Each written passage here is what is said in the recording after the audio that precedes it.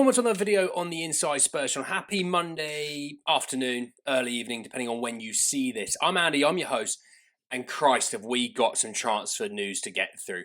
We've got updates on Tonali. We've got updates on Spurs' interest in Cody Gakpo, Spurs' interest in Marcus Rashford, updates on Lucas Bergval, Christian Romero, backup goalkeepers.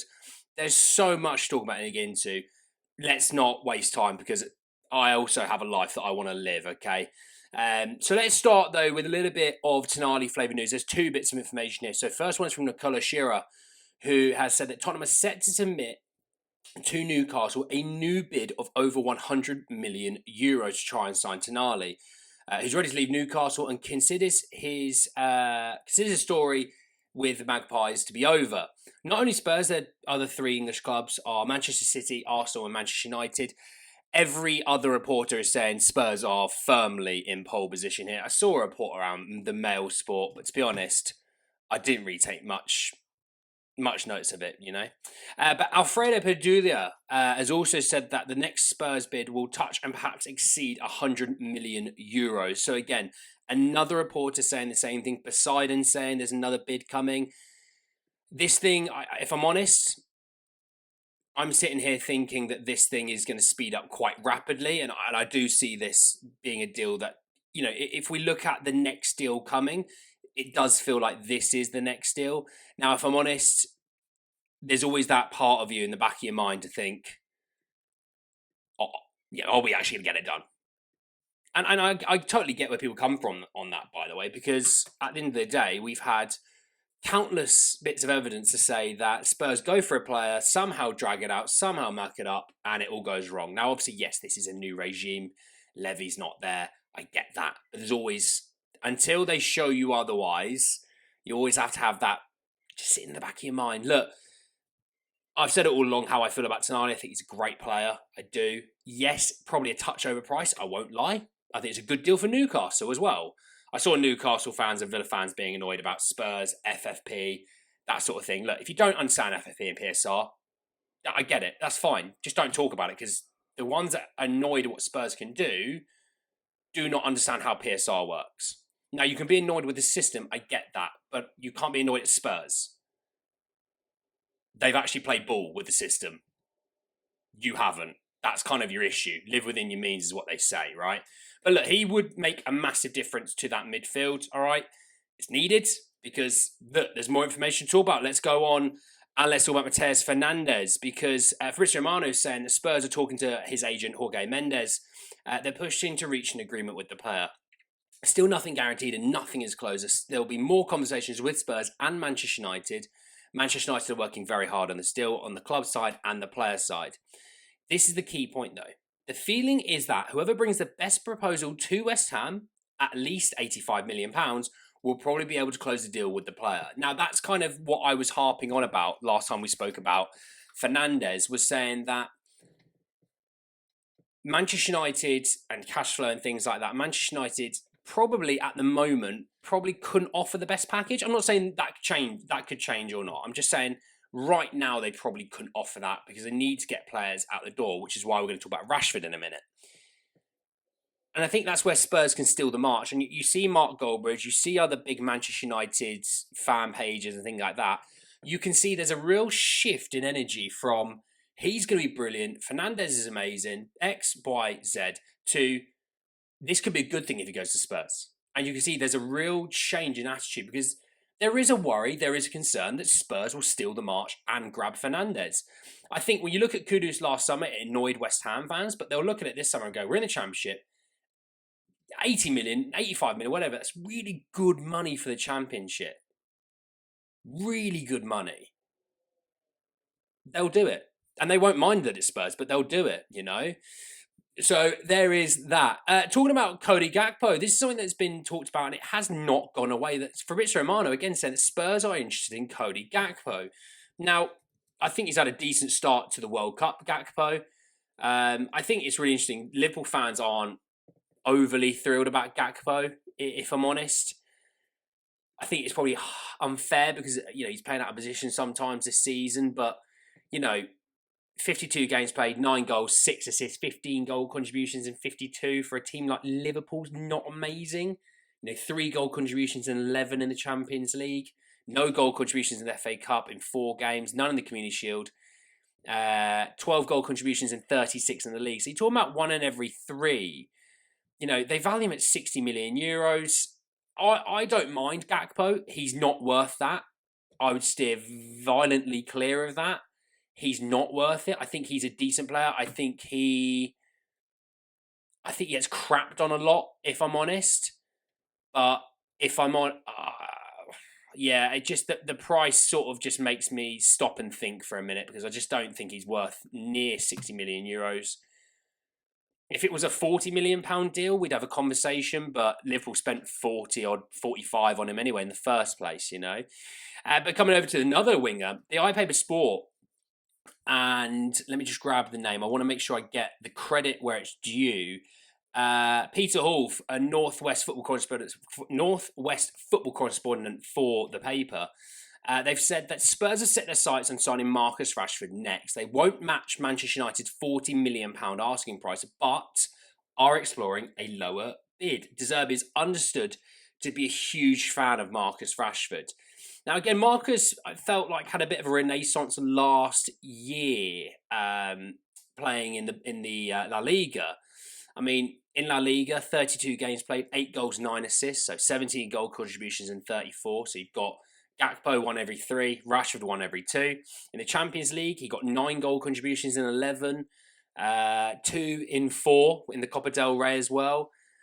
So 28 goal contributions in 49 games played last year. And I mean, you could actually say 47 because 32 minutes came in the Super Copa.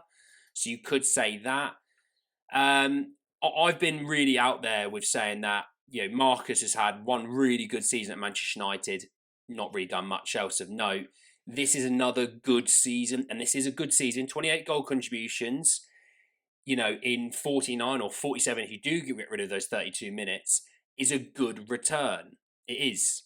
9 goal contributions in 11 games in the Champions League is a great return. And he had a bit of a renaissance. Now, he turns 29 in late October. So into the season, he turns 29. Just want to see when his contract ends with Manchester United. It doesn't show me here, which is a little bit annoying. Contract expiry. Here we go. Until the summer of 2028. So we've got 2 years left on his deal. He's reportedly earning £325,000 a week. Good on him. If you're going to be given the money, hell yeah, why not? If I'm honest, he will have to take a pay cut.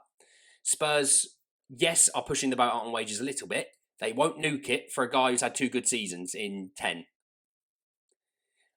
I prefer him to Gakpo purely on the fact that overall it should be a bit cheaper. He is a couple of years older, so you're not going to get as much value longer term. But by everything that we've seen over the last couple of sort of days, I'm going to be real, Spurs and De Zerbi don't really care about the future. They care about the now, which I can understand to a degree. But to be honest, does this put a dent in the Savinho deal? That's the other question we need to have. It could put a dent in the Savinho deal, and we need to be ready for it. Because those talks are still ongoing. We keep getting told that the transfer negotiation, that they're haggling around add-ons and things like that. But to be honest, I still think Savinho will happen. But that may be me being delusional. We shall see. Backup goalkeeper time. That's why you're all here, isn't it?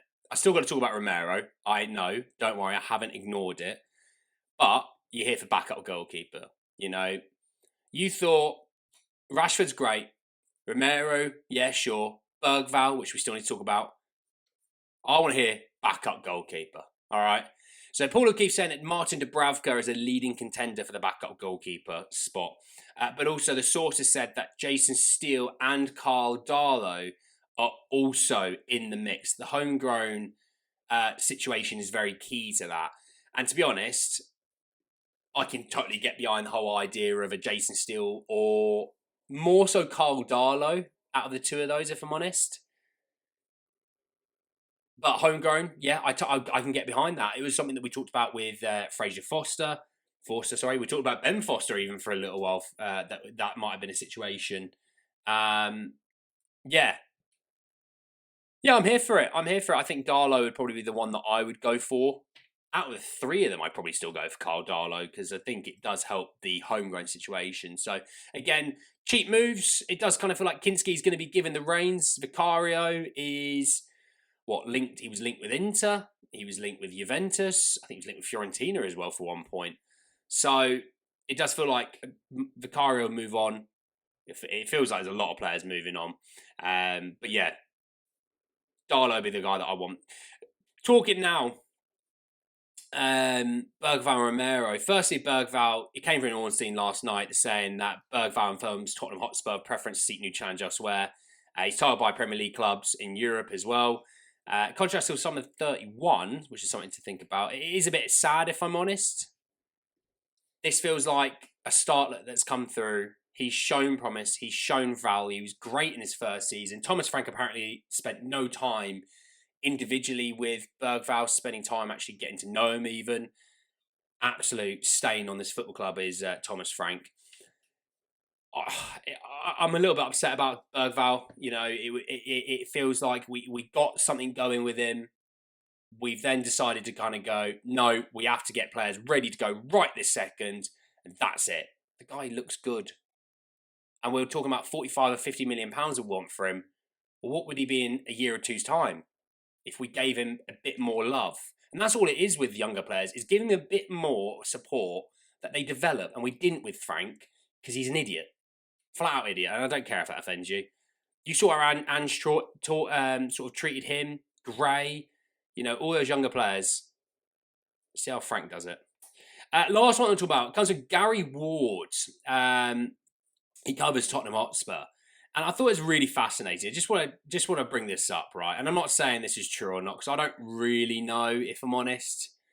I'm not bothered about saying that it's new or true. I just think it's very fascinating it's been brought up that he talked about how Romero has been told Tottenham that he wants to stay and help drive the club's revival under De Zerbi. If true, there's two schools of thoughts on this for me. And play ball with me here. If true, Romero's only ever wanted the club to invest money into this squad, and money that was aimed properly, not stupidly, right? He's now seeing it. Robertson, Senesi is Argentine centre-back compatriot. Van Hecke. Gallagher's obviously come in January. They're looking at Savinho. Rashford's a link. They're looking at Tonali, Mateus Fernandez. Like, the effort is there. We can't fault the effort. Now, obviously, you've still got to be able to get through and get these deals done, but you can't fault the fact that Spurs are, I mean, the bell of the ball at the moment. Teams are jealous with what we're doing in the transfer market. Not to say that it will continue and it will sign a million players, but teams are sitting there going, we want to sign players. We want to get players in that's going to help us. And they've got 3 players in that's going to help them this season be better. Simple as that. Robertson absolutely helps us. Senesi absolutely helps us. Van Hecke absolutely helps us. And look, Romero seeing that and going, do you know what? I want in still. I want to be still the captain of this club and I still want to help. Now, the other school of thought is, I don't know if the market's there for him. I don't think a Premier League club's going to go near him. I don't know if Atleti have got the money for it. Because Spurs aren't taking 30 million, are they? They're taking 60 to 70 for him. If Van Hecke's 52, with 1 year left on his contract, then what's Romero, who just signed a long-term deal? Yeah? So even if it's 60, being negative and saying it's 60, I don't know if Atleti got that sort of money to throw around with the wages on top. I don't think Real Madrid are going to do it. Barca haven't got the money. In Italy, clubs haven't got the money. PSG won't do it. Bayern aren't going to do it. So where's he going to go? The market isn't there for him to go anywhere. So that's why I think we're looking at it as, depending on how his World Cup goes, he plays in about an hour. As I record this, it's just a bit before 5. He plays in an hour. Let's see how he goes, because these are the games that are going to drive his market interests. But let's see.